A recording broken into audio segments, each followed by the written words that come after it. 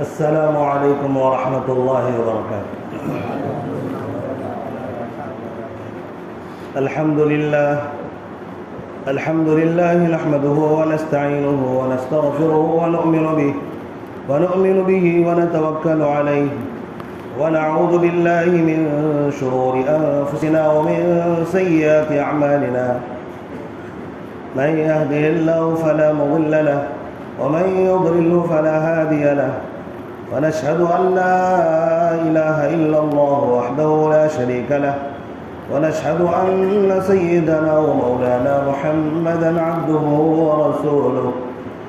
اللهم صل على سيدنا محمد وبارك وسلم وعلى آله وأصحابه أجمعين. أما بعد فأعوذ بالله من الشيطان الرجيم. بسم الله الرحمن الرحيم. إن الذين آمنوا وعملوا الصالحات وأقاموا الصلاة وآتوا الزكاة لهم أجرهم عند ربهم ولا خوف عليهم ولا هم يحزنون. صدق الله العظيم. میرے واجب الاحترام بزرگوں اور بھائیوں اور اسلام کے غیور فرزندوں، اللہ تبارک و تعالیٰ نے ہم سب کو اس دنیا میں مختصر وقت دے کر بھیجا ہے تاکہ ہم آخرت کی تیاری کریں۔ اللہ تبارک و تعالیٰ ہی ہمارے کام بنانے والا ہے، ہمارے کھانے پینے کے نظام کو چلانے والا ہے۔ اللہ تعالیٰ ہی کے فضل سے ہم دنیا میں صحیح طور پر زندگی گزر بسر کر رہے ہیں۔ اللہ تبارک و تعالیٰ نے قرآن مقدس میں بہت سارے احکام نازل فرمائے، ان میں سے کچھ فرائض تو واضح طور پر اللہ تعالیٰ نے بتا دیے ہیں، اور نبی پاک علیہ الصلوۃ والسلام نے اس کی نشاندہی بھی فرما دی ہے کہ کچھ فرائض ایسے ہیں جو دین کی بنیاد ہے، دین اسلام کی بنیاد ہے، ایمان کی بنیاد ہے۔ دین اسلام کی بنیاد اور ایمان کی بنیاد کو ہم اچھی طرح سمجھنے کی کوشش کریں۔ اگر ہم نے بنیادوں میں سے کسی ایک بنیاد کو بھی اگر ہم نے چھوڑ دیا تو ظاہر ہے کہ ہمارا دین کمزور پڑ جائے گا۔ اللہ تبارک و تعالیٰ نے امت مسلمہ پر 5 چیزوں کا حکم فرمایا ہے جو اسلام کی بنیاد ہے اور ایمان کی بنیاد ہے، بلکہ اس بندے پر کہہ سکتے ہیں، اس بندے پر، جو بندے اللہ تعالیٰ نے دنیا میں پیدا کیے ہیں، جن ہو یا انس ہو، اللہ تبارک و تعالیٰ نے ان پر 5 بنیادی چیزیں احکام نازل فرمائی ہیں، اور وہ بنیادی 5 چیزیں سب سے پہلے تو کلمہ ایمان ہے کہ بندے کو کہا گیا کہ کلمہ ایمان ادا کرو اور ایمان لاؤ اور اس بات کا اقرار کرو کہ اللہ معبود ایک ہے، اس کے علاوہ کوئی عبادت کے لائق نہیں۔ اور اسی طرح اسی کلمے کا دوسرا جز ہے محمد الرسول اللہ، ایک ہے لا الہ الا اللہ، دوسرا ہے محمد الرسول اللہ، کہ اللہ کے سوا کوئی عبادت کے لائق نہیں اور محمد صلی اللہ علیہ وسلم اللہ کے رسول۔ یہ دین کی سب سے بڑی اور مضبوط بنیاد ہے دین اسلام کی۔ اللہ تعالیٰ کا احسان و کرم ہے کہ اللہ تعالیٰ نے یہ چیز ہمیں عطا کر دی۔ دوسری بنیادی چیز ہے نماز، اور تیسری ہے زکوٰۃ، اور چوتھی چیز روزہ، اور 5واں حج۔ اللہ تبارک و تعالیٰ نے یہ دین کی بنیاد اس کو بتایا۔ اگر کوئی بندہ اس میں سے ایک کو بھی چھوڑ دیتا ہے تو وہ اللہ کے دربار میں مجرم بن جاتا ہے۔ ہمیں مجرم نہیں بننا بلکہ محبوب بننا ہے، اور جو اللہ کا محبوب ہوتا ہے وہ دنیا کے اندر بھی اللہ تبارک و تعالیٰ اس کو محبوب رکھتے ہیں، اور آخرت کی لامحدود زندگی میں بھی اللہ اس کو محبوب رکھے گا۔ اللہ کے نبی پاک علیہ الصلوۃ والسلام نے ایک حدیث میں ان 5 چیزوں کا تذکرہ کیا اور فرمایا بنی الاسلام علی 5 شہادت ان لا الہ الا اللہ وان محمد رسول اللہ واقام الصلاۃ وایتاء الزکاۃ والحج وصوم رمضان کہ دین اسلام کی بنیاد 5 چیزوں پر ہے۔ پہلے اس بات کی گواہی دینا کہ اللہ کے سوا کوئی عبادت کے لائق نہیں، حضرت محمد صلی اللہ علیہ وسلم اللہ کے رسول ہیں۔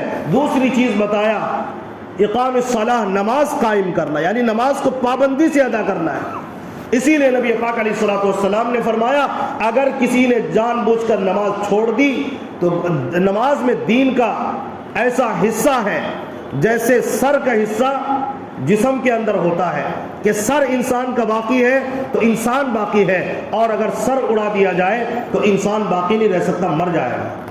اسی طرح اگر ایمان کو باقی رکھنا چاہتے ہیں، ایمان کو مضبوط رکھنا چاہتے ہیں تو نمازوں کی پابندی ہر حال میں موت کے آخری سانس تک ضروری ہے۔ اس کے بغیر ہمارا ایمان باقی نہیں رہ سکتا، ہمارا ایمان کمزور ہو جائے گا، اور جب ہماری لت پڑ جائے گی نماز چھوڑنے کی، اللہ کے گھر سے دور بھاگنے کی، ایک وقت وہ آئے گا ہو سکتا ہے کہ ہم ایمان کے بغیر اس دنیا سے چلے جائیں اور ہمارا کوئی پرسان حال بھی نہ ہو، نہ دنیا میں ہم عزت کے ساتھ رہے، نہ آخرت میں ہماری کوئی پوچھنے والا ہوگا۔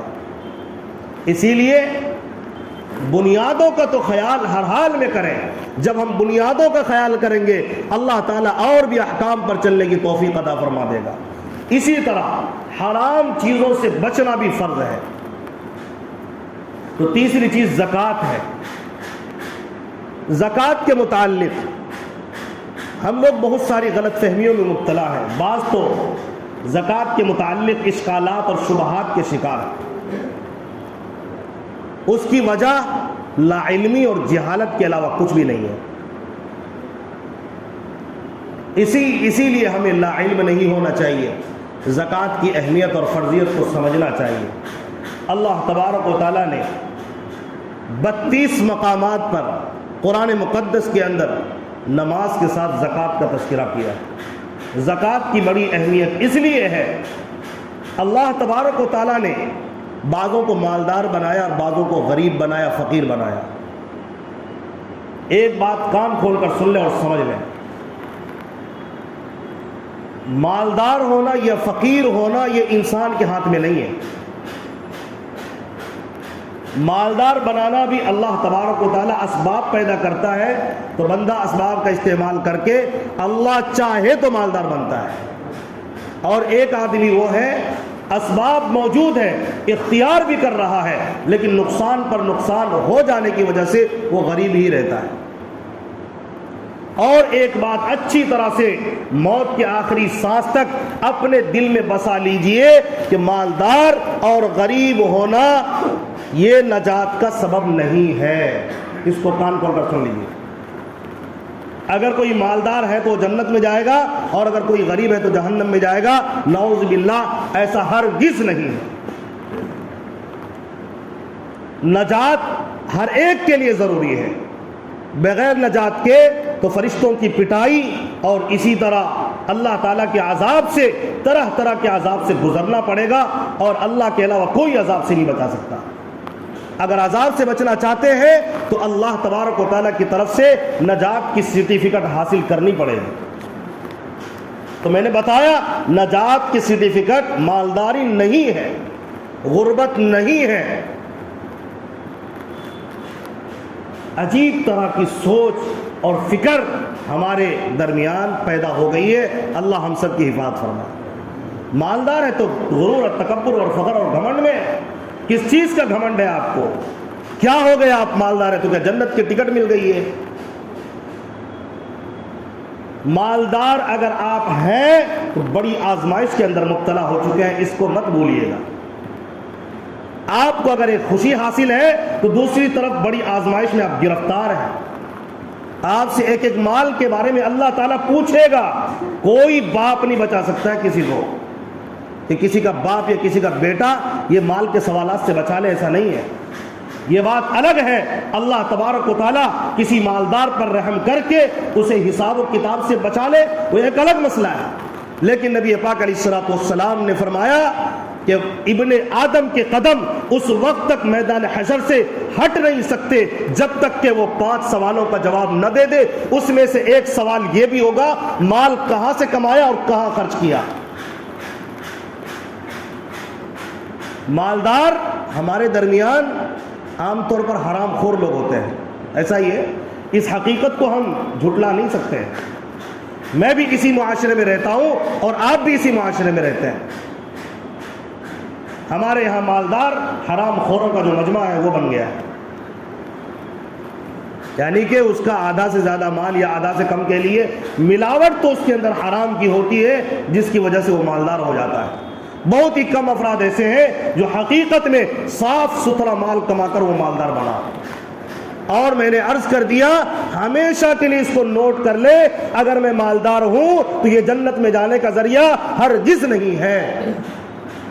اور غریب یا نہ سوچے میں تو بیچارہ ہوں، میں تو سیدھا جنت میں چلا جاؤں گا، ایسا بھی نہیں ہے۔ اس کو اپنے سپنے سے، خیالات سے نکال دیجئے۔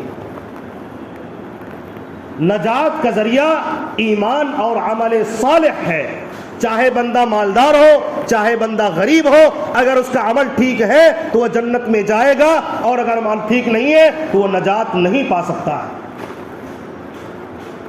مالدار کے لیے کوئی حق نہیں بنتا کہ کسی غریب یا فقیر کو حقیر نظر سے دیکھے۔ اللہ تبارک و تعالیٰ کے یہاں ایسے لوگ ذلیل اور حقیر ہوتے ہیں، اس کی ذلت اور حقارت کو اللہ کے علاوہ کوئی کم نہیں کر سکتا۔ جو مالدار کسی غریب اور فقیر کو غلط نظروں سے، نیچی نظروں سے دیکھتا ہے، اللہ کی نظر میں، رسول کی نظر میں یہ بدبخت انسان ہے۔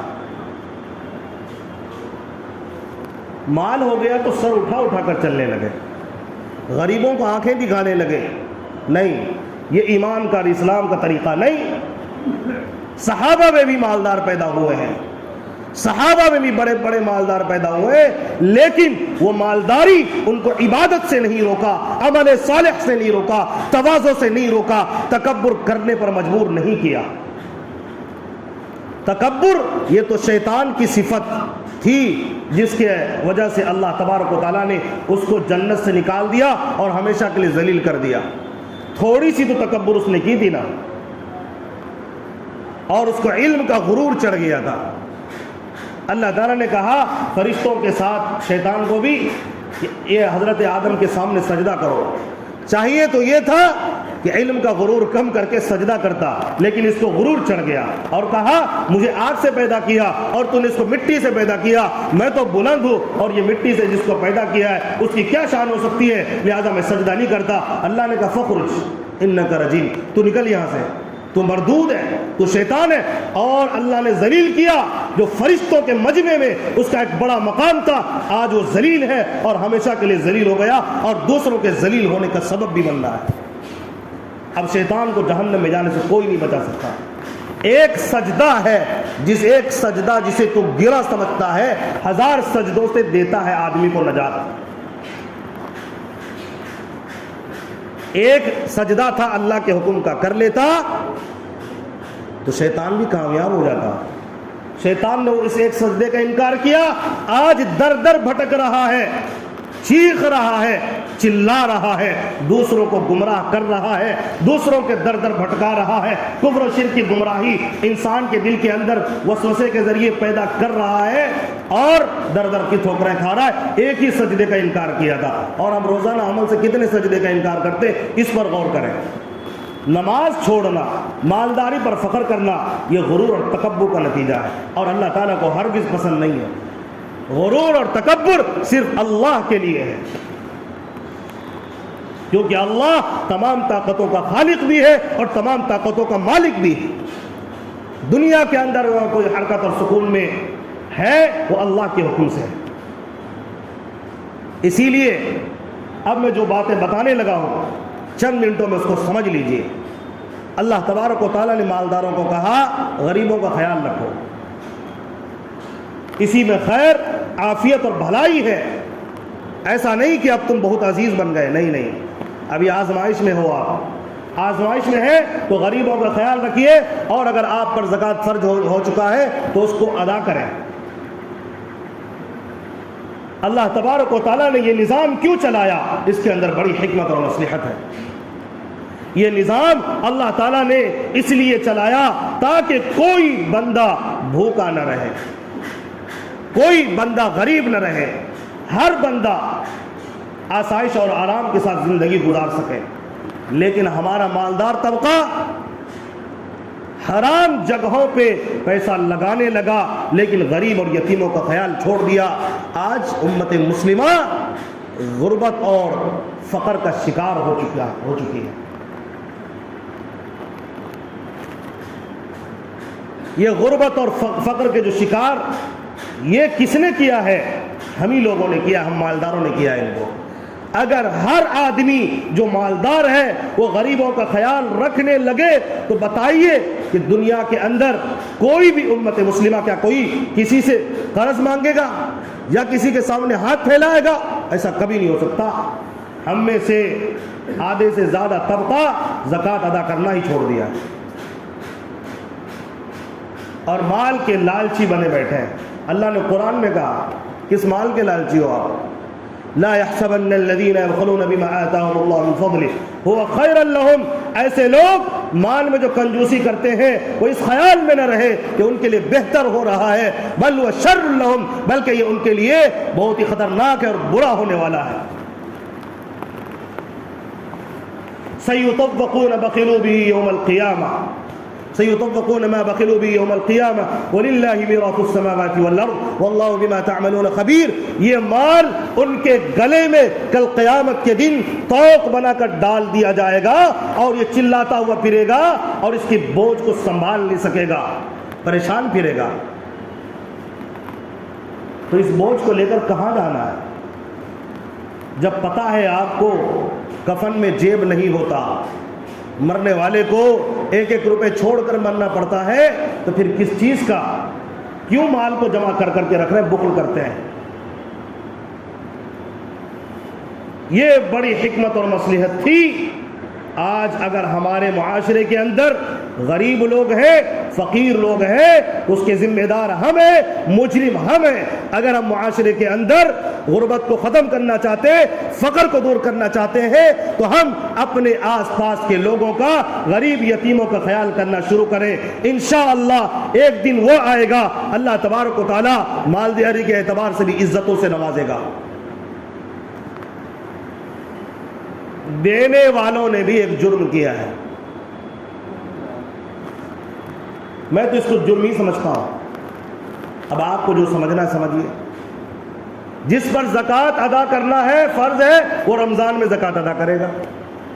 بھئی کیا آپ کے اوپر رمضان میں زکوٰۃ فرض ہوا ہے؟ یہ غلط فہمی ہماری بہت بڑی غلط فہمی۔ ہر آدمی رمضان میں زکوٰۃ ادا کر رہا ہے۔ بھئی پورے سال بہت سارے لوگ بھوکے مر گئے، پریشان ہیں، بھیک مانگنے پر مجبور ہیں۔ آپ رمضان کے اندر سب مل کے زکوٰۃ ادا کریں گے تو پورے سال کون دیکھے گا غریبوں کو، فقیروں کو؟ ظاہر ہے کوئی محرم کے مہینے میں مالدار ہوا ہوگا، ایک سال کے بعد اس کے اوپر محرم میں ادا کرنا ضروری ہے، اب وہ رمضان کا انتظار کر رہا ہے۔ محرم، صفر، ربیع الاول، ربیع الثانی، جمادی الاول، جمادی الثانی، رجب، شعبان، اب یہ جتنے مہینے بیچ میں گزر گئے، اس کے اندر یہ 11 مہینے بے فکر، اب رمضان میں آ کے وہ ادا کر رہا ہے۔ یہ بہت بڑا دھوکہ لگ چکا ہے۔ آپ جس دن سے مالدار ہوئے ہیں اسی وقت سے لے کر ایک سال اگر گزر گیا اور مالدار ہی ہے باقی، اب آپ پر زکوٰۃ ادا کرنا ضروری ہے، آپ اسی مہینے میں ادا کریں۔ کہتے رمضان آئے گا تو مر گئے تو پھر کس چیز کا انتظار رہے گا؟ زکوٰۃ میں تاخیر کرنا جائز ہے لیکن بہتر ہرگز نہیں ہے۔ اور سب نے مل کر جو یہ سوچ لیا ہے یہ غلط فہمی ہے، اس غلط فہمی سے نکلنے کی ضرورت ہے۔ جو بندہ جس مہینے میں جس دن مالدار ہوا اس کے ایک سال گزرنے کے بعد اسی حالت پر رہتا ہے۔ مالدار ہونے کا مطلب میں کئی بار بتا چکا ہوں، جس کے پاس 52.5 تولہ چاندی کے بقدر مال ہو، اور میں نے بتایا اس کی قیمت مارکیٹ میں 40 سے 50 ہزار کے اندر ہو سکتا ہے، آپ اس کا ریٹ معلوم کر لیجئے، اسی کے درمیان ہوگا۔ تو 40 سے 50 ہزار کے اندر جس کے پاس مال ہے، چاہے وہ پیسہ ہو چاہے وہ سونا اس کی قیمت کا ہو، سونے کے بارے میں بتایا جاتا ہے 7.5 تولہ سونا، تو اس بارے میں سمجھ لیجئے 7.5 تولہ سونا صرف موجود ہے اور اس کے پاس 1 روپیہ بھی نہیں ہے، تب اس پر زکوٰۃ فرض ہوگا۔ لیکن کسی کے پاس 1 یا 2 تولہ سونا ہے لیکن ساتھ میں کچھ پیسے ہیں، تو کیا اس کے اوپر زکوٰۃ فرض نہیں ہے؟ بالکل زکوٰۃ فرض ہے۔ اگر 1 تولہ یا 2 تولہ سونا ہے، یہ تو چاندی، اب اگر سونے کے علاوہ روپیہ موجود ہے یا تھوڑا چاندی موجود ہے، تھوڑا سونا ہے، تھوڑا چاندی ہے، تھوڑا پیسہ ہے، سب کو ملا کر دیکھیں گے کیا اس کی قیمت جو 52.5 تولہ چاندی کی قیمت مثال کے طور پر 40 سے 50 ہزار کے درمیان کی قیمت ہے، اس کے نصاب کو پہنچ گئی تو سمجھیے واجب ہو گیا۔ مثال کے طور پر میں تو سمجھتا ہوں اگر آپ 1 تولہ سونا کا اگر قیمت وزن کریں اور اس کو مالیت اس کی لیں تو یہ چاندی 52.5 تولہ جو چاندی ہے اس کی قیمت کو پہنچ جائے گا۔ تو اگر کسی کے پاس اتنا مال موجود ہے تو ظاہر ہے کہ اس کے پاس 1 روپیہ تو ہوگا، 1 روپے تو کم سے کم ہوگا نا۔ اب یہ 1 روپے جو آ گیا نا آپ کے پاس، اب 52.5 تولہ چاندی کا حساب ہوگا، سونے کا حساب نہیں ہوگا۔ 1 روپیہ بھی نہیں ہے، صرف سونا ہے، 2 ہے، 3 ہے، 4 ہے، 5 ہے، 6 ہے، 6 تولہ ہے، تب بھی زکوٰۃ فرض نہیں۔ 7.5 تولہ سونا ہوگا تبھی ہوگا جبکہ کچھ بھی نہ ہو۔ لیکن دنیا میں ایسا کوئی بندہ نہیں ملے گا آپ کو جس کے پاس کچھ بھی نہ ہو لیکن صرف سونا موجود۔ اسی لیے اس کو اچھی طرح سمجھ لیا جائے۔ تو بہرحال کچھ مسائل ہیں، اس کو بھی سمجھا جائے، اہمیت ہے زکوٰۃ کہاں دینی ہے کہاں نہیں، اس کو بھی سمجھنے کی ضرورت ہے۔ تو زکوٰۃ دینا شروع کرے، اللہ تبارک و تعالیٰ مال میں برکتیں دے گا، خیر دے گا۔ اور اگر آپ نے اس کو روکا، اللہ کا اعلان قرآن میں سن لیجئے، والذین یکنزون الذهب والفضة ولا ينفقونها في سبیل اللہ فبشرهم بعذاب علیم۔ جو لوگ مال کو جمع کر کے رکھتے ہیں اور خرچ نہیں کرتے، سونا چاندی جمع کرتے ہیں، مال کو جمع کرتے ہیں، خرچ نہیں کرتے اللہ کے راستے میں، تو ان کو عذاب کی خوشخبری سنا دیجئے۔ عذاب کی خوشخبری ہوتی ہے کیا بھائی؟ عذاب کی خوشخبری ہوتی ہے کیا؟ لیکن اللہ تو کہہ رہا ہے کہ عذاب کی خوشخبری سنا دیجیے۔ یہ ایسے ہی ہے جیسے کوئی باپ کا جو بیٹا ہوتا ہے نافرمانی کر کے بھاگ گیا، آج آنے تو اس کی خوب خبر لیں گے اور اچھی مہمانی ہوگی، تو مہمانی ہوگی اس کی، آئے گا تو اس کی دھلائی ہوگی۔ یعنی اللہ تعالیٰ بتانا چاہتا ہے جس غرور اور نشے میں ہو تو یہ مت سمجھنا میں مال جمع کر کے کامیاب ہو رہا ہوں، تمہاری دھلائی کا انتظار ہو رہا ہے، مرتے ہی دھلائی سٹارٹ ہوگی۔ اسی لیے باز آنے کی ضرورت ہے۔ مال جمع کر کے رکھنا یہ بخیلوں، کنجوسوں اور بخیلوں والی، مکھی چوسوں والی عادت ہمارے امت مسلمہ میں جو پیدا ہو گئی بہت ہی خطرناک ہے۔ اللہ ہم سب کی حفاظت فرمائے۔ اس کے بعد اللہ نے کہا یوم یحمى علیہا فی نار جہنم فتقوا بها، ایسے لوگوں کو جہنم کے اندر داغا جائے گا، فتقوا بها جباہہم، ان کی پیشانی کو داغا جائے گا۔ پیشانی کو کیوں داغا جائے گا؟ جب غریب یتیم سامنے آتے ہیں تو چہرے پر بل پڑ جاتا ہے، مال رکھو دے گا نہیں، چہرے پر جو پیشانی پر جو بل پڑ رہے ہیں، اب اس کے پیشانی کو داغا جائے گا۔ فتقوا بها جباہہم وجنوبہم، پھر کیا کرتا ہے بندہ یہ؟ پھر اللہ تبارک و تعالیٰ نے کہا پیشانی کو داغا جائے گا، پہلو کو داغا جائے گا، پھر پیٹھ کو داغا جائے گا۔ یوم یحمى علیہا فی نار جہنم فتقوا بها جباہہم وجنوبہم وظہورہم ھذا ما کنزتم لانفسکم فذوقوا ما کنتم تکنزون۔ پہلے اس کی پیشانی کو داغا جائے گا، پھر اس کے بازو کو داغا جائے گا۔ کیوں؟ اس لیے کہ پہلے غریب کو دیکھا، اس کے پیشانی پر بل پڑے ہیں، یعنی اس نے ناراضگی کا اظہار کیا، اب یہ یوں ٹرن لیتا ہے، یوں گھومتا ہے اور یہ پہلو کو دکھاتا ہے، پھر اس کے بعد پیٹ پھیر کر چلنے لگتا ہے۔ تو اب اس کی سزا یہ ہو رہی ہے، اس کے مطابق اس کو سزا بھی مل رہی ہے، اور ان سے کہا جائے گا ھذا ما کنزتم لانفسکم، یہ تمہارا خزانہ ہے جس کو تم جمع کر کے رکھتے تھے۔ فذوقوا ما کنتم تکنزون، اب تم چکھو جس کو تم جمع کر رہے تھے، اسی کا مزہ ہے۔ نبی پاک علیہ الصلوۃ والسلام نے ایک حدیث میں فرمایا جو زکوٰۃ وقت پر ادا نہیں کرتے ایسے لوگوں کے لیے کل قیامت کے دن اس کے مال کو سانپ بنا دیا جائے گا اور اس کے پیشانی پر کالے سیاہ نقطے ہوں گے، اور یہ سانپ اس کو ڈسے گا اور کہے گا میں آپ کا مال ہوں، اور اس کو ڈستا رہے گا۔ سانپ دیکھ کر آدمی ڈس جاتا ہے، آدمی ڈر جاتا ہے، اور ڈسے گا تو کیا حال ہوگا اس کا تصور ہم کر سکتے ہیں خود بخود۔ سوچ تو سکتے ہیں نا. سانپ کا نام سن کر آدمی ڈر جاتا ہے. آج کل نمازوں کو نہیں آتے, کہتے ہیں کہ آنکھ نہیں کھلتی فجر میں, اور اگر کوئی کان میں آ کے کہتے سانپ ہے تو پھر کیا ہوگا, دوڑتے ہیں پھر, اور اتنا اسپیڈ میں بھاگیں گے کہ وہ بستر بھی چھوڑ دیے, دروازہ بھی کہیں توڑ نہ دے. تو بھائی اللہ کا منادی آپ کو بلا رہا ہے, شرم آنی چاہیے کچھ. مریں گے اگر ہم ان کے آواز پر نہیں آ رہے, مریں گے تو سانپ سے واسطہ پڑ سکتا ہے. اللہ ہم سب کی حفاظت فرمائے. زکوٰۃ کن لوگوں پر فرض ہے؟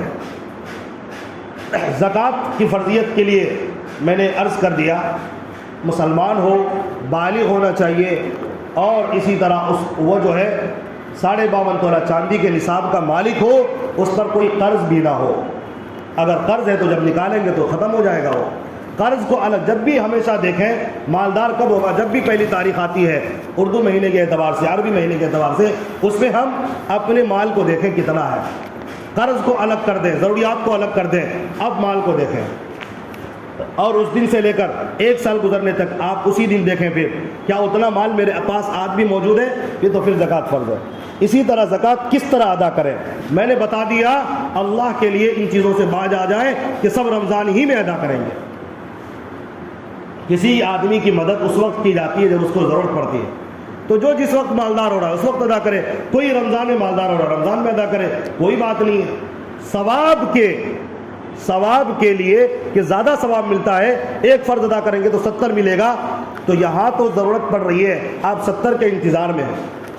یہاں بھوکا کوئی مر جائے, نبی پاک علیہ السلام نے فرمایا کہ لا یؤمن احدکم, کہ تم میں سے کوئی شخص اس وقت تک مسلمان نہیں ہو سکتا پکا کہ وہ آدمی سو جائے اور اس کا پڑوسی بھوکا سوتا رہے.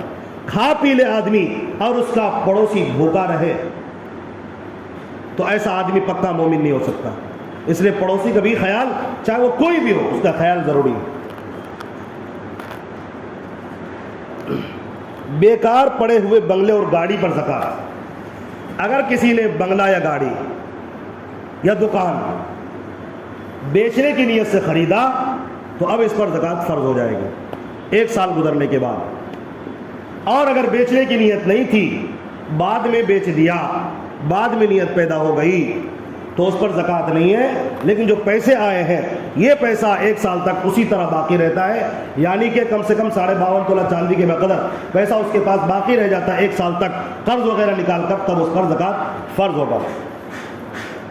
اسی طرح مال تجارت, دکان مکان, سب پر زکوٰۃ فرض ہے.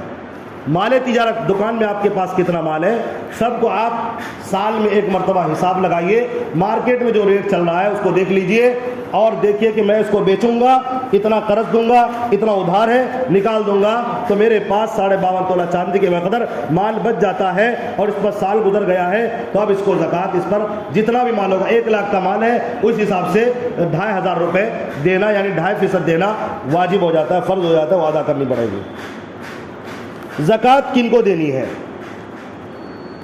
زکوٰۃ کن کو دینی ہے, ان میں 5 چیزوں کو دیکھ لیجئے, ان کو آپ زکوٰۃ دے سکتے ہیں. اس کے پاس اتنا سونا نہیں کہ جس سے زکوٰۃ فرض ہو جائے, اس کے پاس اتنا چاندی نہیں جس سے زکوٰۃ فرض ہو جائے, اس پر اسی طرح اتنا پیسہ نہیں جس سے زکوٰۃ فرض ہو جاتا ہے, اسی طرح تجارت بھی نہیں ہے اس کی کہ اس پر زکوٰۃ فرض ہو جائے, اور اسی طرح ضرورت سے زیادہ مال بھی نہیں ہے. مثال کے طور پر ایک آدمی کے پاس کچھ نہیں ہے, کھانے پینے کے لیے نہیں ہے پیسے, لیکن اس کے ساتھ ضرورت کے علاوہ بلا ضرورت مال بھی اس کے پاس ہے, مثلا مکان ہے, گاڑی, تو کہتے ہیں, شریعت کہتی ہے پہلے اس کو بیچو. ابھی آپ فقیر مت بنو, پہلے بیچو تب فقیر بنو گے. بیچ کر جب کھا لو گے اب کچھ نہیں رہا. لیکن یہ چیز زکوٰۃ جس پر فرض ہوتا ہے اس میں نہیں دیکھی جاتی ہے کہ ضرورت اصلیہ سے الگ ہونا ضروری ہے. یعنی ضرورت اصلیہ, بیکار مال پڑے ہیں تو یہ دیکھا جائے گا جن کو آپ زکوٰۃ دے رہے ہیں کہ بیکار مال ہے, لیکن بیچارہ مقروض اتنا ہے, اگر قرض ادا کرے تو بیکار مال بھی بک جائے گا, تب تو یہ مستحق ہے, اس کو دینا چاہیے. بہرحال اس کے اندر 8 چیزیں ہیں, اب میں گناؤں تو وقت نکل جائے گا. اسی طرح قرض دیتے ہوئے, قرض جن پر قرض ہو گیا ہے اس کو بھی دے سکتے ہیں. اسی طرح ایک مسئلہ اور سمجھ لیجئے, ایک آدمی مالدار ہے لیکن وہ کسی کو قرض دے رکھا ہے, تو کیا جو قرض دیا اس پر بھی زکوٰۃ آئے گا؟ جی، اگر ملنے کی امید ہو پیسہ، کہ قرض واپسی کی امید ہو، تو اس پر بھی حساب لگا کے زکوٰۃ دینی پڑے گی۔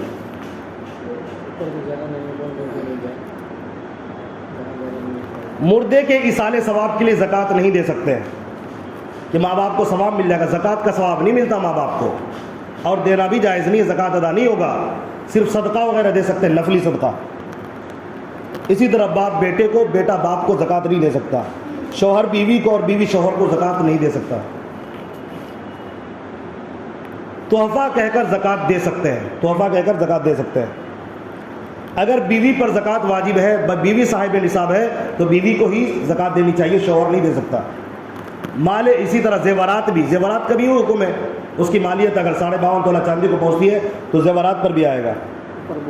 جو زمین یا مکان بیچنے کی نیت سے خریدا اس پر بھی زکوٰۃ ہے، میں نے یہ بھی پہلے عرض کر دیا آپ کو۔ تو بہرحال تو یہ مسائل تھے، اس کو ذہن نشین کر لیں، اس کے مطابق عمل کرنا شروع کریں، انشاءاللہ خوشحالی آئے گی اور نحوست ہمارے درمیان سے دور ہوگی۔ بہت سارے آدمی بیٹیوں کے لیے پیسہ جمع کر لیتے ہیں اور کہتے ہیں وہ تو بیٹیوں کا ہے۔ بیٹیوں کے لیے کس نے کہا ہے آپ کو جہیز میں مال دینا ضروری ہے؟ یہ تو آپ نے اپنے اوپر لازم کیا ہوا، اس کو نکالیے، زکوٰۃ پہلے دیجیے آپ۔ تو بہرحال یہ سب خرابیاں ہیں، ہمارے درمیان اس کو دور کرنے کی ضرورت ہے۔ اسی طرح مدارس کا ہم پر حق ہے اور خاص خیال رکھنے کی ضرورت ہے کہ مدارس والے آتے ہیں، وہاں غریب یتیم بچے اکثر پڑھتے ہیں۔ مالداروں نے تو یہ تو سوچ لیا ہے مجھے مدرسے سے پڑھا کر کیا ملے گا، لیکن غریبوں نے یہ سوچا ہے اب میں پڑھ تو پڑھا ہی نہیں سکوں گا، تو غریب بچے ہی اکثر مدرسے میں پڑھتے ہیں، ان کا خیال کرنے کی ضرورت ہے۔ یہ آگے چل کے نیکیاں کریں گے، آپ کو ثواب ملے گا، علم پھیلائیں گے، آپ کو ثواب ملے گا، اس لیے اس کا خیال بالکل نہ بھولیں۔ جو حضرات کو جگہ نیچے نہیں ملی ہے وہ اوپر چلے جائیں، اوپر کے حصے میں جگہ خالی ہے۔ اچھا، اوپر کے حصے میں جگہ نہیں ہے تو باہر ہی کہیں ترتیب بنا لیں نماز پڑھنے کی، لیکن میری گزارش یہ ہوگی سیڑھیوں پر ترتیب بنا لیجئے، سیڑھی کے نیچے جو حصہ ہے پھر روڈ اس طرح سے، یعنی صفوں سے کریکٹ رہیے تاکہ نماز درست ہو سکے۔ اللہ تعالیٰ ہم تمام کو دین کی صحیح سمجھ عطا فرمائے، ہم سب کو عمل کی توفیق عطا فرمائے۔ عمارت کی رسید بھی ہمارے پاس ہے، عمارت شریعہ کی رسید قاری محب اللہ صاحب کے پاس ہے، جن کو عمارت شریعہ کے لیے چندہ دینا ہے وہ دے دیں ان کے پاس آ کر۔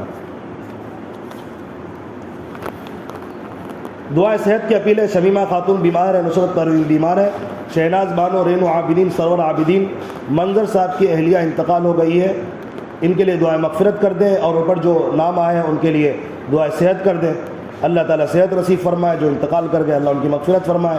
ابو سعد بیمار ہیں، اللہ تعالیٰ صحت نصیب فرمائے۔ عبد الحی سخت بیمار ہے، اللہ تعالیٰ صحت نصیب فرمائے۔ امت مسلمہ کے ایک فرد کو اللہ تعالیٰ صحت نصیب فرمائے، جو بیمار ہے اور جو انتقال کر گئے ہیں اللہ تعالیٰ ان کی مغفرت فرمائے۔ آمین۔ وآخر الدعوانا الحمدللہ۔